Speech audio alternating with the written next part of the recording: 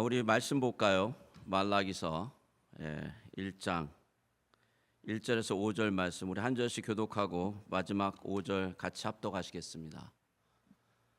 여호와께서 말라기를 통하여 이스라엘에게 말씀하신 경고라. 여호와께서 이르시되 내가 너희를 사랑하였노라 하나 너희는 이르기를 주께서 어떻게 우리를 사랑하셨나이까 하는도다. 나 여호와가 말하노라. 에서는 야곱의 형이 아니냐. 그러나 내가 야곱을 사랑하였고 에서는 미워하였으며 그의 산들을 황폐하게 하였고 그의 산업을 광야의 이리들에게 넘겼느니라.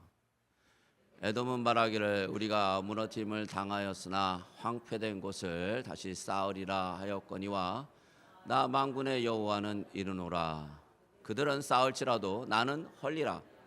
사람들이 그들을 일컬어 악한 지역이라 할 것이요 여호와의 영원한 진노를 받은 백성이라 할 것이며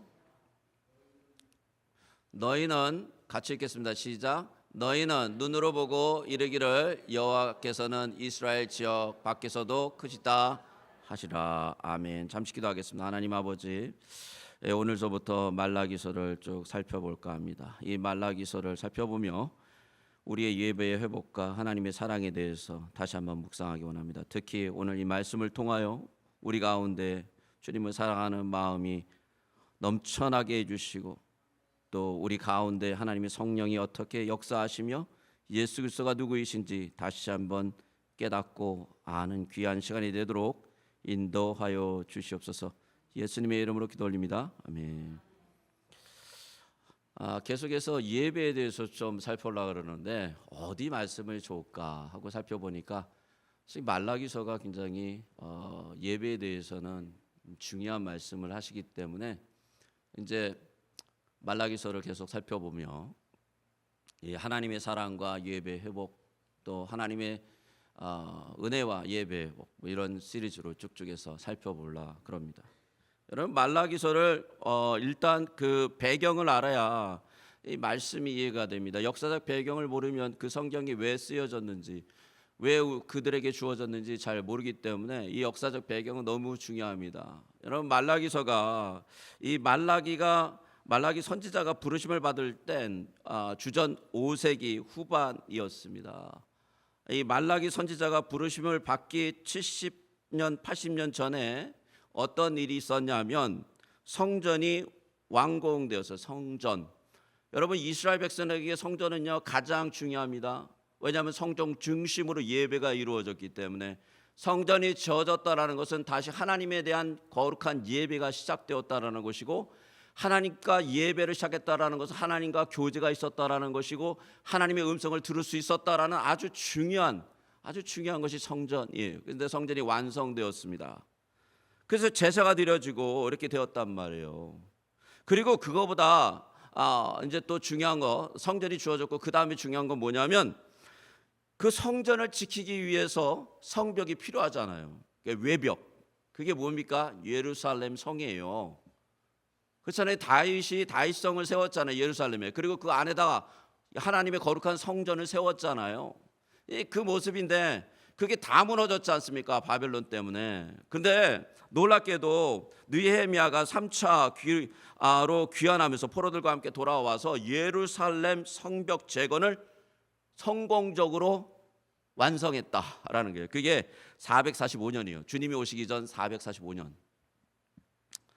자, 백성들은 성전만 완성되면 그리고 이렇게 성벽이 이렇게 완벽하게 잘 저어졌는데 학개와 스가랴 선지자를 통하여 약속된 그 말씀 뭔가 경청진도할 그런 일들이 일어나야 되는 거예요. 하나님의 성전이 저어졌고 하나님 앞에 다시 예배가 회복되었으니까 이스라엘 백성들이 다른 나라 어떤 나라들보다 탑이 돼가지고 하나님께서 이스라엘 백성들을 통하여 온 세계를 다스리는 그런 꿈을 꾸고 있었단 말이에요. 그 일이 이루어지죠. 미래에 예수 그리스도를 통해서.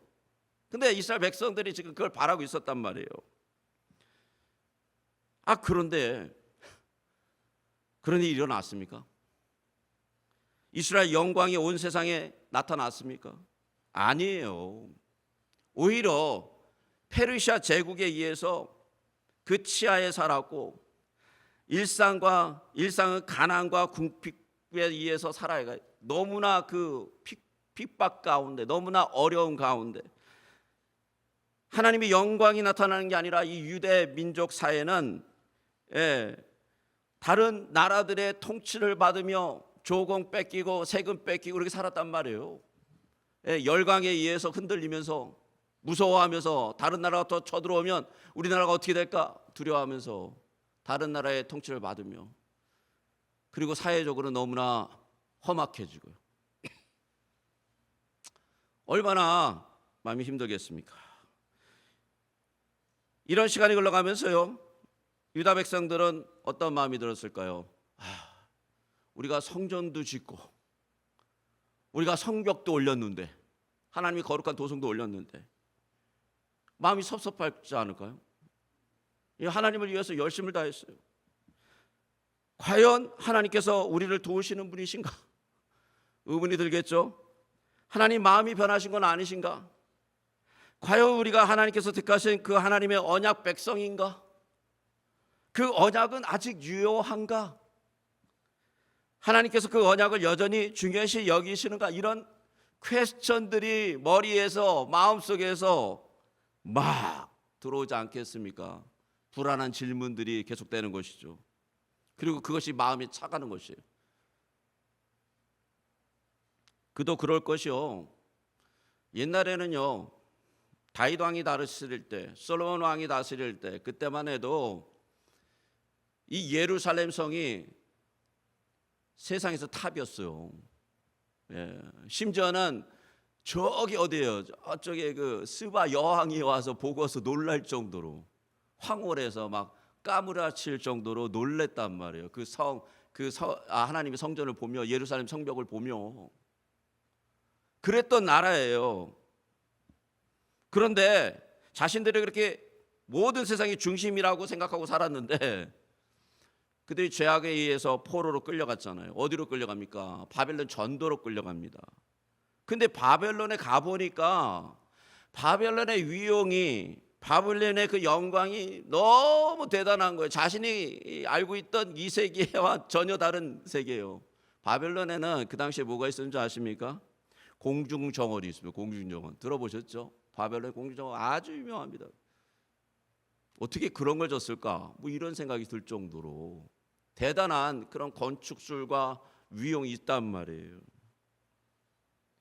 그리고 자신들이 옛날 지금 자신들의 그 삶의 터전에 돌아와서 이제 살아가는데 보니까 자신들의 군사력, 나라로서의 어떤 그런 신망, 그리고 신전의 사이즈, 사회적 어떤 경제면, 모든 면에서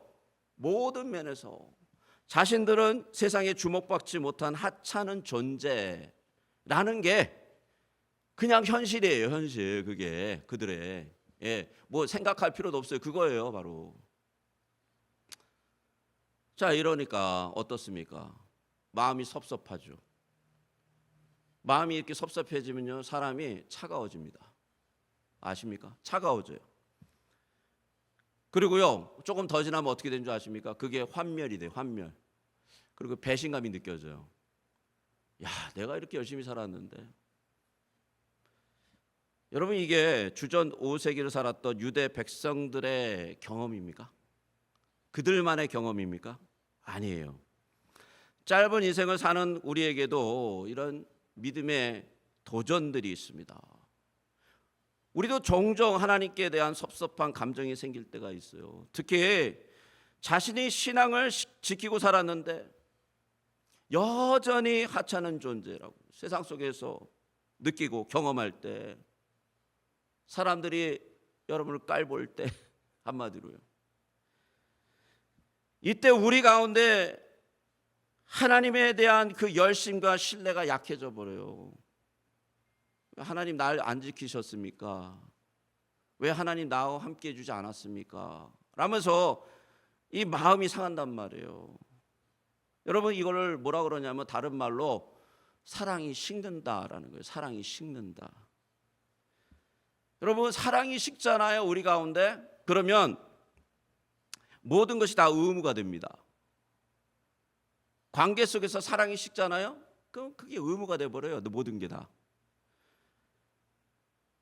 의무가 되면요, 그건 형식만 남는 거예요. 거의 마음이 없어요. 거기에는 너무 어려운 거죠. 마음이 없이 그 의무를 지켜하려면 얼마나 힘듭니까? 여러분, 믿음이 무엇입니까? 믿음이라는 건 이런 거죠. 하나님의 약속을 붙잡고 하나님의 때를 기다리는 것이 믿음이에요. 하나님의 때. 근데 문제는 뭐죠? 시간이에요. 시간. 아무리 기다려도 그 일이 일어나지 않을 때 믿음의 큰 도전에 직면해요. 우리는. 여러분, 성경에 나오는 믿음의 사람들이 그런데 다 이 싸움을 살았습니다. 이 싸움을 다 싸웠어요. 우리도 마찬가지죠. 영적으로 메마르고 의무가 사랑을 대처했으며 하나님 중심이 하나님의 가장자로 밀려난 그럴 때 하나님께서는요, 하나님이 이 말라기 선지자를 보내서 하나님의 메시지를 전하신 거예요. 우리는 말라기서를 통해서 그러므로 이럴 때 믿음으로 살아가는 것이 어떤 것인가, 우리는 어떻게 정말 그것을 다시 회복할 것인가, 하나님을 향한 그 사랑을 어떻게 회복할 것인가, 이런 문제들을 같이 나눠봤으면 좋겠습니다. 1절에 보니까 우리 1절 다시 한번 읽어볼까요? 우리 같이 1절, 말라기서 1장 1절 같이 한 목소리로 읽겠습니다. 시작. 여호와께서 말라기를 통하여 이스라엘에게 말씀하신 경고라.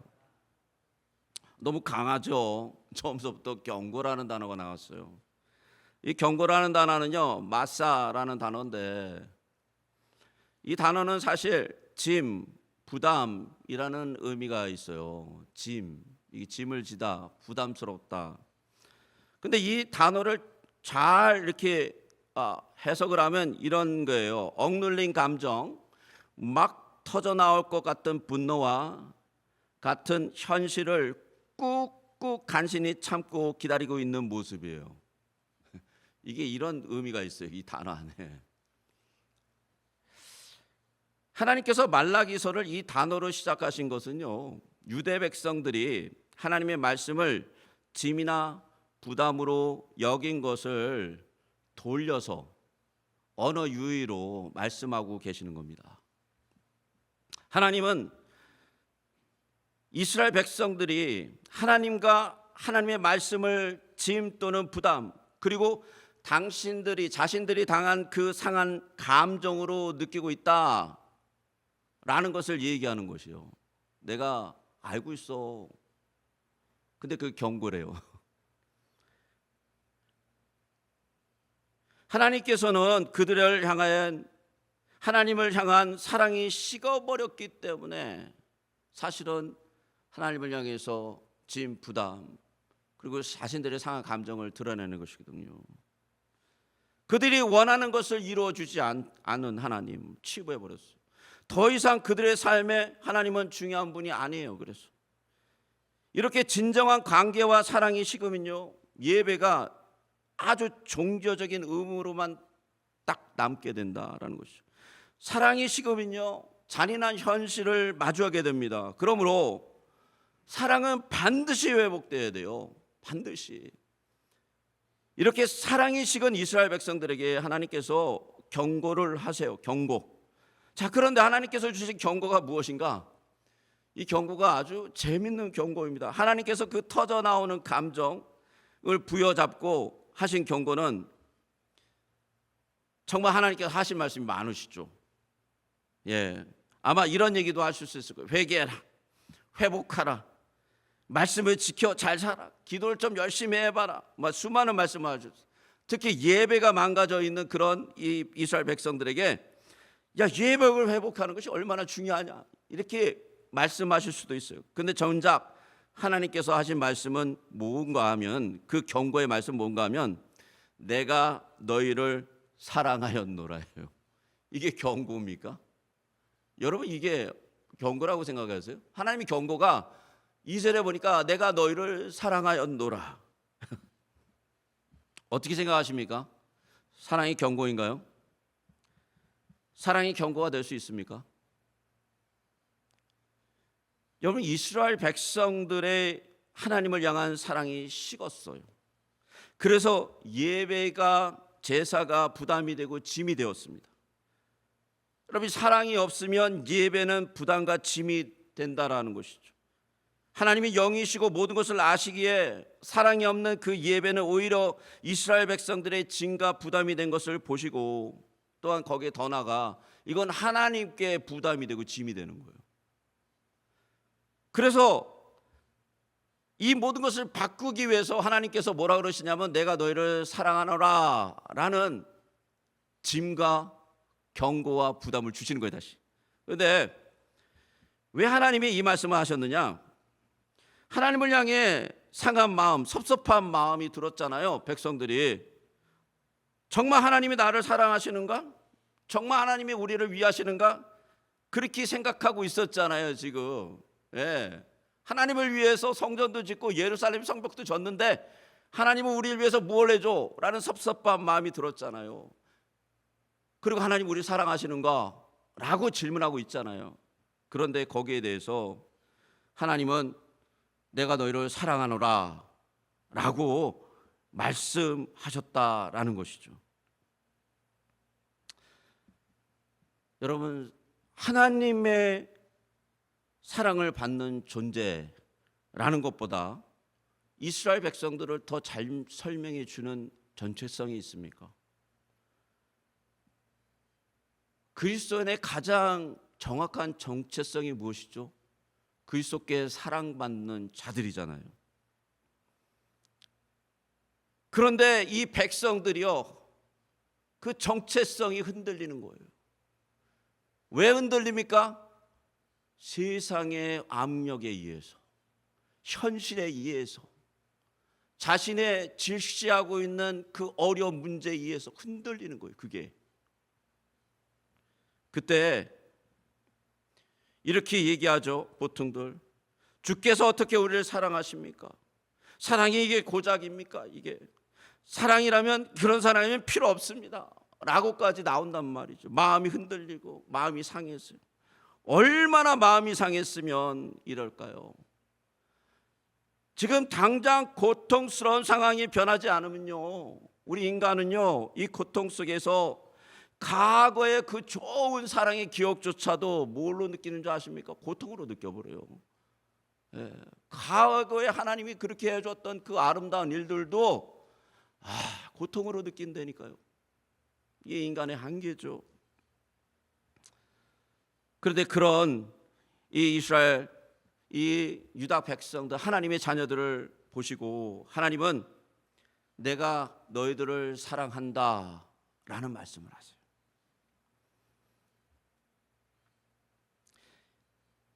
그런 이유가 있죠. 하나님은 당신의 사랑이요, 감정과 이런 현실과 어려운 문제와 환경에 의해서 흔들리는 사랑이 아니다. 나의 사랑은 언약에 근거한 사랑이다라는 것을 선언하시는 겁니다. 왜인가요? 언약의 사랑은요, 구원과 연결되어 있어요. 구원. 이런 면에서 그들은요, 여전히 하나님께서 택하신 언약의 백성이고 사랑받는 존재라는 것을 하나님이 선언하시고 계시는 거죠. 선언하시고. 말라기 3장 6절 한번 같이 볼까요? 같이 읽겠습니다. 시작. 나 여호와는 변하지 아니하나니 그러므로 야곱의 자손들아 너희가 소멸되지 아니하리라. 언제나 어떤 상황에 오래 지속되어 고통을 당할 때 우리가 반드시 기억해야 될 것은요, 변함없는 하나님의 영원한 언약의 사랑이라는 거예요. 변함이 없으세요. 심지어는 우리의 머리로 이해가 안 가요. 왜 상황이 이렇게 돌아가는지, 왜 이렇게 어려운지, 왜 이렇게 갑갑한지, 왜 인생이 이렇게 꼬이는지 우리의 머리로 이해가 안 가죠. 풀리지도 않아요. 그런데 하나님의 사랑은 영원히 불변하시고 영원히 너희들을 사랑한다라고 얘기하고 계시다. 그게 언약의 사랑이에요. 그래서 이게 이해가 잘 안 가니까 하나님께서 이스라엘 백성들에게 그걸 풀어주세요. 어떻게 풀어주냐면 이렇게 풀어줍니다. 하나님은 야곱과 에서를 언급하시며 에서의 후손인 에돔 족속을 생각해 보라고 얘기하죠. 하나님께서 야곱을 택하시고 에서를 택하지 않으세요. 그리고 야곱을 사랑하시고 에서를 미워한다고 표현하세요. 여러분, 이렇게 하나님이 택하시고 그들이 택함을 받은 게 뭐 그들의 선함과 악함과 그들의 뭐 기질적 장점과 단점에 의해서 그리 됐습니까? 아니에요. 전적으로 그냥 하나님께 주권적으로 그냥 선택하신 거예요. 선택. 내가 야곱은 사랑할 거야. 에서는 미워할 거야. 무조건적인 선택이라는 거예요. 무조건적. 하나님의. 이것은 이런 거와 같죠. 부모가 아기를 낳고 싶어요. 뭐 이하면은 머리도 좋고 신체도 건강하고 앞으로 미래에 큰 일꾼이 될 그런 어떤 기질들이 보이는 아기를 갖고 싶어하죠. 다 전부들. 근데 낳아 보니까 그렇지 않아요. 그렇다고 사랑 안 합니까? 아니죠. 그냥 사랑하는 거예요. 왜? 자녀니까. 이와 같이 하나님의 선택은 하나님의 언약이에요, 사실. 또한 하나님의 언약은 하나님의 그 사랑이 기초하고 있어요. 이게 굉장히 중요한 우리 개혁주의 신학의 아주 뿌리입니다. 뿌리. 하나님의 선택은 하나님의 언약이고 하나님의 언약은 하나님의 사랑에 기초하고 있다는 거예요. 그 무조건적인 사랑이에요. 그러므로 하나님의 선택은 하나님의 참사랑인 거예요, 사실. 그러나 안타깝게도 이스라엘 백성들은 그 어려움과 가난과 자신이 당하고 있는 그 어떤 문제들 때문에 이 하나님의 사랑의 언약을 거부하는 지경까지 된 겁니다. 거부하는 지경까지 가게 된 거예요. 이제 그 사랑이 필요 없습니다 라고 나가는 거죠. 여러분, 실제로요, 유다가 멸망당할 때 어떤 일이 있었냐면 에돔 족속이 유다 멸망으로 인해서 반사 이익을 얻습니다. 바벨론을 도와 이스라엘을 약탈하고 도주로를 차단해서 결국 유다에 버려진 영토까지 차지하게 돼요. 이 에돔 족속이. 그래서 현실적으로 봤을 때는 하나님께서 에서를 사랑하셨고 야곱을 미워하셨다라는 게 느끼게 된다니까요. 현실적으로. 죄인들이 잘 되고 믿지 않는 자들이 더 잘 나가고 믿음을 가지고 바르게 살려고 하면 걸리는 것과 어려움이 많을 때 여러분, 우리는 어떤 반응을 합니까? 과연 하나님께서 사랑하신다는 그 언약의 말씀과 전혀 다른 현실이, 어려움이, 참담함이, 때로는 핍박이 우리 가운데 있을 때 우리는 어떻게 반응할까요? 어떻게 반응해야 될까요? 포로에서 돌아온 하나님의 백성들이 경험한 냉혹한 현실 때문에 사랑이 식어서요, 예배가 의무가 되는 최악의 경험을 했습니다. 그럼 이렇게 우리도 이스라엘 백성들과 같이 우리의 마음이 식어 냄당함과 때로는 무기력함과 예배 나오는데 끌려 나와요. 기쁨을 못 나오고 단지 의무감이 앞으로 의무감 때문에 하나님 앞에 나온다면 여러분, 우리는 어떤 결정을 해야 될까요? 여러분, 우리는 어떤 예배를 드려야 될까요? 이게 지금 말라기서를 통해서 지금 현실에 있는 모든 하나님의 공동체들에게 던지는 하나님의 도전이죠. 예배에 하나님을 향한 진정한 사랑과 진심이 없다면요, 하나님과의 교제가 이루어지지 않고요, 내가 하늘과 연결되질 않아요. 여러분, 이스라엘의 백성들의 문제가 무엇입니까? 왜 그들의 사랑이 그렇게 식어갔을까요? 왜 그들의 예배가 단지 형식화되고 의무화된 것일까요? 왜 그랬을까요? 그들은 단지 자기들이 보고 싶은 것만 보기 원했기 때문에 그래요. 지금 당장 내가 봐야 될 거, 지금 당장 이루어져야 될 거, 지금 당장 내가 받아야 될 거, 이것만 보기 때문에 그렇다는 거죠. 하나님의 계획, 커다란 계획과 하나님의 그 놀라운 섭리와 하나님의 그 구원의 길들은 바라보지 못하기 때문에 이런 일이 일어난다라는 거죠. 당장 눈앞에 있는 것만 보기 때문에요. 여러분, 역사적으로 이 에돔이 어떻게 된 줄 아십니까? 결국에 하나님의 오늘 말씀대로요, 에돔을 황폐하게 만들어버려요. 멸망시켜버립니다. 역사 속에서 사라지게 하고요, 여호와께서 영원한 진노에 받은 백성이 되고 말게 합니다. 이것이 야곱과 에서의 차이죠. 비록 역사의 과정에서 에돔이요 잘 나가고 반사이익 얻고 그래가지고 땅을 조금 더 차지하고 그렇다고 할지라도 하나님이 없는 백성은 멸망당할 수밖에 없습니다. 차라리 그들의 성공과 영화가 다 저주인 거 아십니까? 하나님 없이는 그런 거예요. 하나님께서는 너희가 하나님을 모시고 있다는 것이 어떤 의미인지 다시 한번 깊이 생각해 보라는 것이에요. 하나님은 결코 이스라엘만의 하나님이 아니라는 거예요. 오늘 말씀이 그렇잖아요. 온 세상, 온 제국을 통치하시는 크신 하나님이시고 온 우주를 다스리는 하나님이시고 생명의 주인이시며 심판주이시며 만왕의 왕이시라는 것이에요. 그런 분이 여러분을 붙잡고 계시다라는 거예요. 왜 붙잡아요?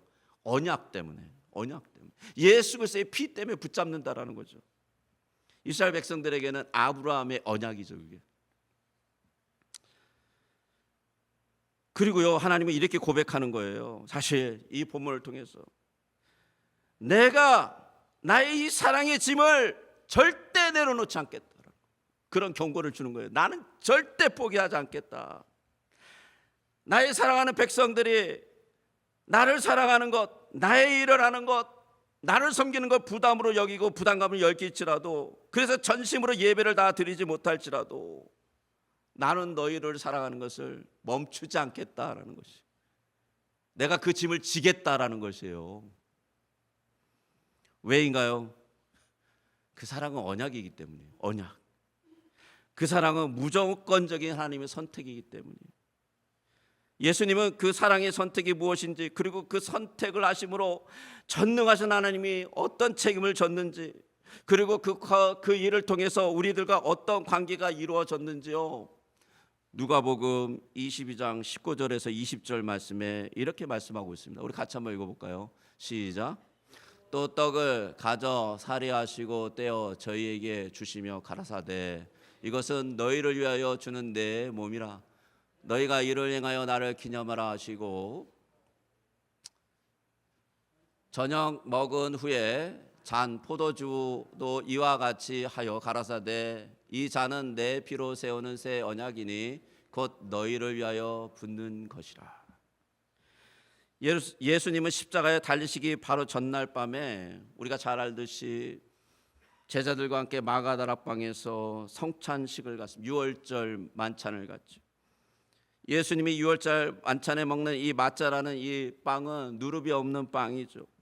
이 빵은 하나님께서 이스라엘 백성들을 구원하신 그 증거물이 됩니다. 또한 이 빵은 자기 자신을 십자가에서 찢어서 대속 제물을 주시는 그리스도의 몸이 되는 거죠. 유월절에서 먹는 양고기는 어린 양으로서 이스라엘 백성들을 지켜주었던, 보호했던 양이에요. 목숨을 걸고 자기의 피로써 우리를 대신해서 모든 죄를 지신 유월절 어린 양이 예수 그리스도이시죠. 그런 면에서 유월절에 마시는 이 포도잔은 메시아가 오실 것을 기대하는 잔이에요. 이것은 예수 그리스도께서 십자가에서 흘리신 보혈이죠.